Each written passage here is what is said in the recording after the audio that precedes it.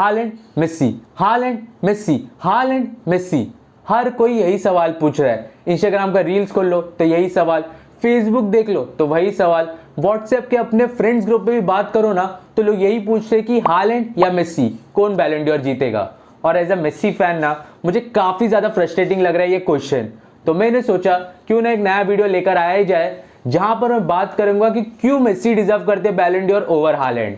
तो चलिए बिना कोई वक्त जाया किए मैं हूं आपका वो शता Waris Warsi and let's dive into the video.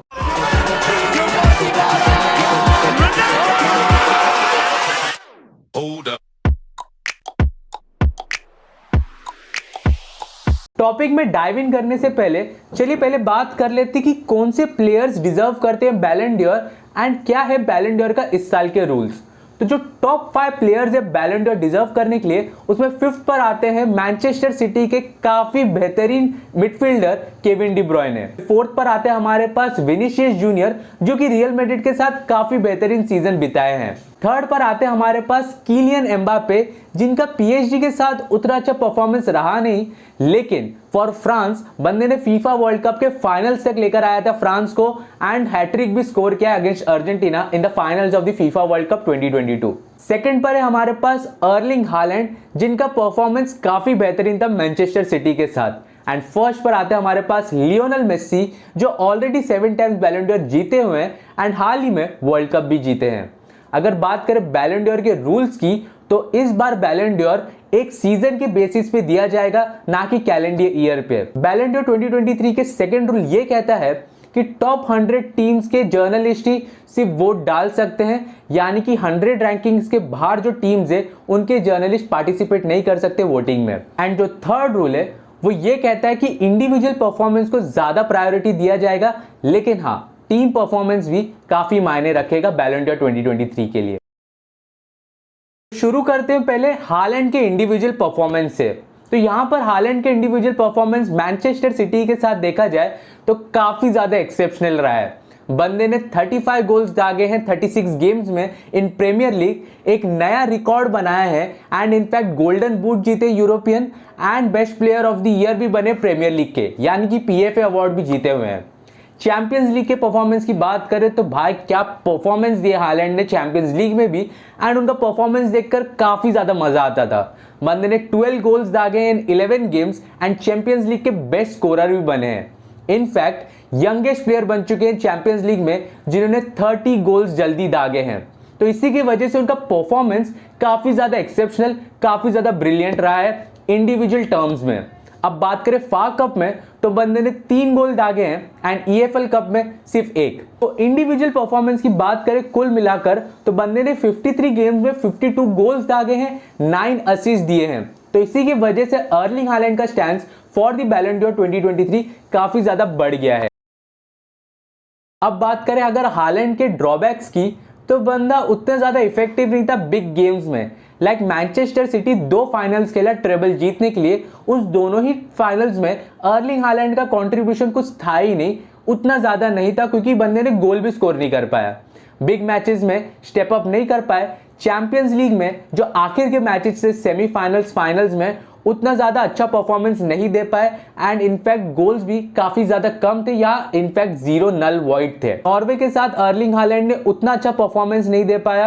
उन्होंने अपनी टीम को फीफा वर्ल्ड कप 2022 के लिए क्वालिफाई नहीं कर पाया था एंड इनफैक्ट उनका परफॉर्मेंस भी काफी ज्यादा डिप डाउन दिखता है इन नॉर्वे।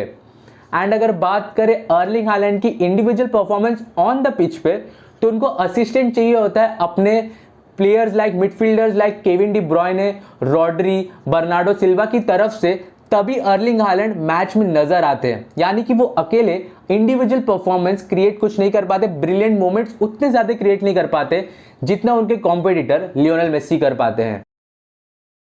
लियोनेल मेसी के अगर इंडिविजुअल परफॉर्मेंस की बात करें इन 2022-23 सीजन तो उन्होंने फ्रेंच साइड पीएसजी के साथ टोटल 41 गेम्स खेले थे जहां पर उन्होंने 21 गोल्स एंड 20 असिस्ट दिए थे। बात करें अगर उनकी लीग वन की परफॉर्मेंस की तो उन्होंने टोटल 32 गेम्स खेले थे जहां पर उन्होंने 16 गोल्स दागे हैं। बात करें अगर उनके चैंपियंस लीग की परफॉर्मेंस की तो उन्होंने टोटल 7 गेम्स खेले थे जहां पर उन्होंने सिर्फ 4 गोल्स दाग पाए थे। एंड उनके अगर क्यूब डे फ्रांसिस एंड एक और चैंपियनशिप की बात करें तो उन्होंने सिर्फ एक गोल इन टोटल मारे हैं। तो लियोनेल मेसी का individual performance compare to Erling Haaland उतना कुछ खास रहा नहीं है। हाँ, लेकिन लियोनेल मेसी ने लीग 1 जीता था एंड फ्रेंच सुपर कप भी जीता है। अब लियोनेल मेसी के ड्रॉबैक्स की बात करें तो Lionel Messi league 1 side PSG के साथ उतना कुछ खास परफॉर्मेंस दे नहीं पाए। चैंपियंस लीग में वो बायर्न म्यूनिख के अगेंस्ट राउंड ऑफ 16 में ही एलिमिनेट हो गए थे एंड अर्जेंटीना पे काफी ज्यादा फोकस करते थे। बात करें अगर लियोनेल मेसी के इंटर मियामी मूव्स की, तो यहां पर भी लियोनेल मेसी ने वो मूव करके ये दिखा दिया कि वो अब यूरोपियन फुटबॉल में उतना ज्यादा इंटरेस्टेड नहीं है एंड वो कुछ और एक्सप्लोर करना चाहते हैं। इनफैक्ट लियोनेल मेसी लीग 1 यानी कि फ्रेंच लीग के बेस्ट प्लेयर नहीं बन पाए थे 22-23 सीजन में। इनफैक्ट उनके साथ उनके टीममेट किलियन एम्बापे को बेस्ट प्लेयर का अवार्ड दे दिया गया था। तो अगर अर्लिंग हालैंड को कंपेयर किया जाए लियोनेल मेसी के साथ eight individual level in club competitions, तो अर्लिंग हालैंड आ जाते हैं यहाँ पर एंड लियोनेल मेसी होते हैं यहाँ पर, एंड ये इनफैक्ट मेसी फैंस को भी पता है। लेकिन दो मैजिकल वर्ड्स जो कि है वर्ल्ड कप, जो कि रख दिया गया था लास्ट ईयर नवंबर एंड दिसंबर में, एंड इसी की वजह से बैलन डॉर 2023 के लिए वोट्स कंसीडर किए जाएंगे वर्ल्ड कप के परफॉर्मेंस के बेसिस पर भी, एंड इसी की वजह से लियोनेल मेसी का स्टैंड काफी ज्यादा बढ़ जाता है। अब क्लब लेवल की बात करें तो इनफैक्ट मेसी फैंस को पता है कि लियोनेल मेसी से अच्छा परफॉर्मेंस अर्लिंग हालैंड का था विद मैनचेस्टर सिटी। बंदा ट्रेबल जीता है, टॉप गोल स्कोरर बना है एंड रिकॉर्ड्स पे रिकॉर्ड्स तोड़ा है, तो उसका जीतना तो क्लब लेवल पे काफी ज्यादा मुमकिन लग रहा है। लेकिन वर्ल्ड कप का स्टेचर फैंस के मन में कुछ अलग सा है। बात करें अगर लियोनेल मेसी के 2022 फीफा वर्ल्ड कप परफॉर्मेंस की, तो बंदे ने 7 गोल्स एंड 3 असिस्ट दिए हैं इन 7 गेम्स एंड फाइनल्स में जाकर फ्रांस को हराया है एंड अपने करियर में पहली बार फीफा वर्ल्ड कप जीते हैं। वो वर्ल्ड कप जो लियोनेल मेसी के करियर में उनको हमेशा से हॉन्ट करते आ रहा था, लियोनेल मेसी ने 2022 में आखिरकार फीफा वर्ल्ड कप जीत लिया है। एंड इनफैक्ट सिर्फ वर्ल्ड कप ही नहीं जीता है, उन्होंने गोल्डन बॉल भी जीता है, यानी कि best player in the tournament थे। वो सिर्फ एक गोल पीछे थे किलियन एम्बापे से, तो अगर वो भी अचीव कर लेते तो Lionel Messi golden boot plus golden ball एक साथ जीत सकते थे। लेकिन खैर, लियोनेल मेसी को अगर इंडिविजुअल अवार्ड से फर्क नहीं पड़ता है तो उनके फैंस को भी उतना ज्यादा फर्क नहीं पड़ता है।